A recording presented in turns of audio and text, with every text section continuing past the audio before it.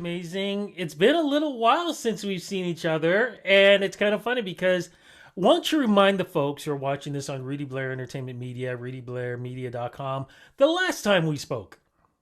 Well, I mean, the last time in person that we spoke was at my very first album release concert. I think I was 13. It was Yep. at the Jazz Bistro in Toronto. That was so long ago because for anyone who doesn't know how old I am now, I'm 20. So it was a while. But then I had you on my live stream, which was so wonderful, and got to talk to you there. But yeah, in person, been a minute. But here's the thing, because when we did your show, I was on the flip side. I was on your side. You were doing Yes. the interview on me. And I did say we got to talk again, but this time I said I wanted to flip it over. Finally, I get to flip it back. You're in the position of being interviewed, but what is it like for you as somebody who is being interviewed all the time? What has it been like for you to flip the switch and you doing the interviews and talk about the show that you have? Yeah, so I've been doing a bi-weekly live stream every other Saturday since like the beginning of COVID. We needed something to do, and so I bring some people on and I chat with them, and they perform or they show something that they want to promote and stuff like that, and we have a grand old time. But I've been doing that since April of 2020, and we've still got it going on. But yeah, it's been strange having to be the interviewer. I've never been in that position before, and I've learned a lot from it. The people that I've had on are people like yourself, and I've had people like Drew Marshall who have been interviewing people their like entire lives and have given me like tips and tricks to help the interviews flow and stuff like that. And it's been really wonderful. People have been super supportive of it, and I think I've definitely learned tons with doing all of this sort of stuff. And I Yeah. know that when we spoke, we were talking about new music was going to eventually come up soon. That's what we're going to talk about. Completely different sound from the 13-year-old that I spoke with. Things have really changed. Before we get into what the new music is, let's talk about the beginning because, as you said, I got a chance to introduce you at the Senator. What kind of music were you doing then, and what was it like for you growing up leading up to that? It I mean, back then I was doing jazz and it was like hardcore, like it seemed to me that that was what I wanted to be doing. And I was really grateful to be doing that type of music. Like, don't get me wrong, I love jazz even to this day because I studied at school and all that fun stuff. But I started getting into songwriting naturally, and every single album that I've put out has sort of, evolved with regards to my sound and how I want to release music and how I want it to sound for myself. And so as I started writing with other people, I started writing for myself, and I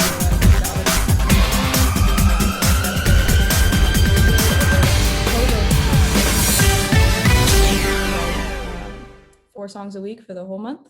And it did me well because now I have a whole album that I'm going to be releasing in March, and I'm so thrilled about it. It's definitely my sound and stuff that I'm fairly proud to be releasing very soon. How has COVID changed you? Meaning, of course, has it changed? Has it helped change your sound? Has it helped, or I should say, did it change the way you write songs? Are you thinking in a different mindset than say you were before COVID, or we knew anything about this? How do you think that has changed for you? I was working at the time prior to COVID with Greg Kavanaugh, who's my producer for Without a Little Rain and My Heart Away, 2 records. And we co-wrote pretty much everything together. So I think songwriting wise, I was very dependent on somebody else in figuring out how I wanted my music to sound, just the whole knowledge of songwriting as a whole anyways.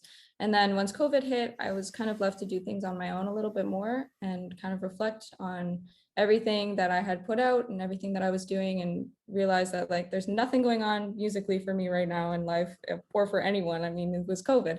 And so I, like I said, I did that songwriting challenge, and I challenged myself to write songs differently every time I wrote them. So it was like lyrics first and then music, or then music first, then lyrics, or I would start with a hum melody into my phone and then, sit down and see if I could add chords and lyrics to that. So I would definitely try to challenge myself that way, and it changed my overall sound from jazz to R&B to soul to now what we're calling alternative soul is kind of my new sound. So let's ask. So the question is, what is alternative soul? I don't really know. I mean, genres are so kind of up in the air these days. People don't really know like what to call things. I don't know where to place myself most of the time. And I guess some people have said like blue-eyed soul. I don't have blue eyes, but like the whole vibe of like old school R&B soul, but like with a more modern twist to it. Mhm. So we're kind of it's on the verge of being alternative, but with a lot of R&B, jazz, and soul undertones within the writing. Then let's get to it. New single out, right? Sorry? New single is out right now. Is oh my goodness. Yes, we released it. Oh, Um, wait. We got to make this official. So, what is the new single called, and what is the song about? okay, awesome. It's called Helpless, and it's pretty much about being kind of held hostage by your own emotions in a relationship that you know you shouldn't be in anymore. So just being kind of trapped and knowing that maybe this person might feel right for you at the time, but mentally it ain't right. A lot of people have gone through that. So, my question has to be, are we speaking in something that may have happened to you during this time? Oh yes, yeah. No, I definitely always write from personal experiences. So any story about a song is pretty much always going to be about something that I've gone through, which I think makes it more relatable for the listener because odds are they've gone through it too. I was going to ask you, what has been the reaction like? What have folks said to you? Because as you just said, which is very true, I think we've all been through this at least once. Hmm. Yeah, I mean, it's been a positive response, and a lot of people have said like, "Oh, that's such a relatable topic," or "I never would have thought to put it that way," stuff like that. Because you meet a lot of people in your life, and you think that they're good for you at the time, and you go through this whole happy honeymoon phase, and then the honeymoon phase dies out, and you're like, "Ooh, there's a lot of red flags here," and maybe we should just go our separate ways. But it's hard to admit that to yourself when you unconditionally love that person, right? Yeah, So that's why I always keep saying when you're in new relationships, don't post pictures of that person no, and put in like you are my honey dewy and all this and that. oh Because yeah. then you go back and you're like, wait, what happened to Honey Dewey? Why are all those pictures gone on Facebook? Oh, it's a Mhm. horrible thing, horrible thing. Just curious, does that person know that you put this song up? And if so, what is that person's reaction to it? I have no idea. I haven't talked to this person in like a year and a half. So if they know, then cool, but they're pretty much blocked on everything on my phone. So Good, because I hope they don't think they're getting royalties after that or something like oh, that. So you oh no. mentioned an album. What's this album going to be feeling like? It's gonna be definitely new from what I've been putting out so far, in that alternative soul vibe, all originals and all things that I either wrote prior to COVID or during COVID. So it's been a long time coming, and I think it was definitely worth the wait. I've been able to sit and think about how I wanted it to sound and who I wanted to help me out with it. I have a wonderful producer, Nicholas Tataishi. He's a great guitar player too. He's going to be playing on all of my up and coming gigs. He's so wonderful. But he's been a great help with producing this record and helping me execute the vision that I wanted for it. It's crazy. He's a good producer because you can text him and say I want this, and he'll just no, and he'll send it back to you and be like this, and you're like yeah, like Love that. it. It was perfect. So I'm very excited for all of these songs to come out. It's a lot of there's a lot of personal sides to all of this, and then there's a lot of just like having fun and writing music. So yeah. Just curious, as we're coming up slowly as we speak to the holiday season, any holiday songs going to be released or done by you? That's the thing that was interesting. Last year, I released an original holiday song called "Christmas Isn't Christmas Without You Here," and so that's still going to be available everywhere. And we're probably going to push it a little bit more as the holidays approach. But the way that we've been releasing stuff, so we released "Helpless" in September, and now the pre-save for my next single is going to be on October 22nd for my song "Please." And the release is going to be on November 5th. So we were like, is there time for a Christmas song? Probably not. And like, to me, I'm like, my team, we were talking and we're like, well, we'll release it on November 5th. And I'm like, oh, but people listen to Christmas music on November 5th. And my dad's like, just you, just you do. And I'm like, no, I swear. But yeah, like Charlie Brown Christmas is like the soundtrack immediately. Yeah, no, and November I 1st. I absolutely agree with you because let's face it, as soon as that, let's put it this way. You know as well as I do, you can go into almost any big department store. There's a Christmas section already sitting there next to the Halloween stuff. So, Oh yeah. Oh yeah. yeah. Right So, now, I like yeah. exactly. But I mean, I think it'll be really nice to just release original music anyways and hope that the response will be good. So November 5th is going to be the next single, but we did it early enough in November that people maybe won't think about Christmas just yet.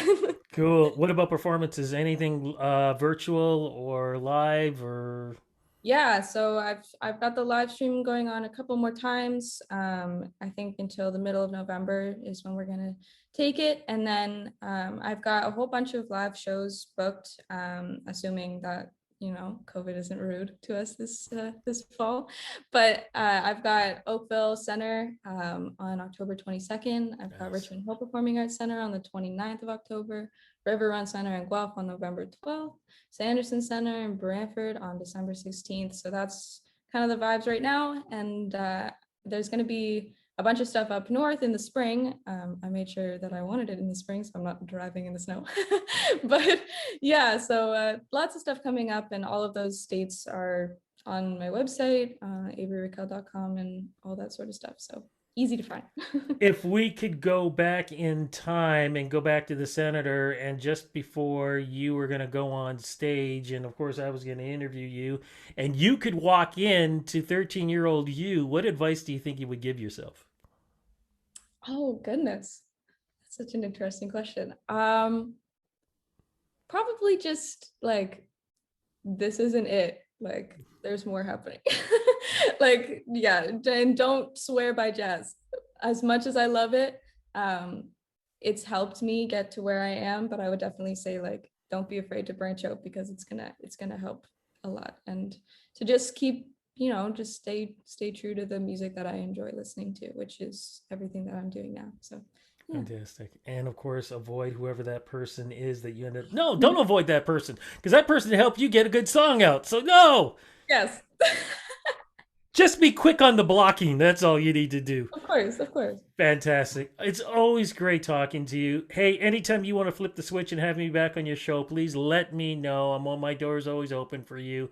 Congratulations on the new music. Looking forward to seeing what happens in March with the new album. And always looking forward to everything you do in the future. You are an amazing young lady. And wow, you are just shaking things up. I love it. Thank you so much. Thank you so much. I appreciate it. I'm glad you had me on. And yes, anytime on the live stream, of course. It's wonderful to have you.